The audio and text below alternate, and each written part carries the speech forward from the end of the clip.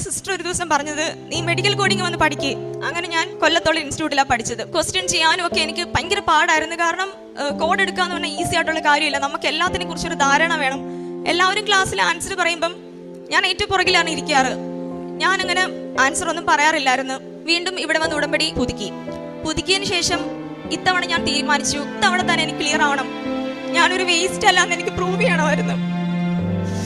അങ്ങനെ ഞാൻ പരീക്ഷയ്ക്ക് വേണ്ടി നല്ലൊരു പ്രാർത്ഥിച്ച് ഞാൻ വചനം എടുക്കുമ്പോൾ എനിക്ക് 7 എന്നൊരു ഡേറ്റ് കിട്ടുന്നുണ്ടായിരുന്നു. ഞാൻ അവിടെ ചെന്നപ്പം എനിക്ക് മനസ്സിലായി 7 എന്ന് പറഞ്ഞ നമ്പറിന്റെ അർത്ഥം എന്താണെന്ന്.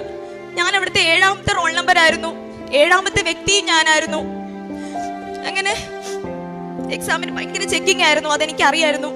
കാശ് രൂപ ഇല്ലാതെ പരീക്ഷ എഴുതാൻ പോകാൻ ഒട്ടും കോൺഫിഡന്റ് അല്ലായിരുന്നു ഞാൻ എൻ്റെ കാശ് രൂപം എൻ്റെ ഉടുപ്പിന്റെ ഇന്നറിനകത്ത് തയ്ച്ചു വെച്ചിട്ടാണ് കൊണ്ടുപോയത്. എൻ്റെ നെറ്റിയിലുണ്ടായിരുന്ന ഉടമ്പടി തൈലം കൈ കൊണ്ട് വീണ്ടും തൊട്ട് കയ്യിലൊന്നും കൊണ്ടുപോയി കൂടെ അവർ കൈയൊക്കെ ചെക്ക് ചെയ്യും.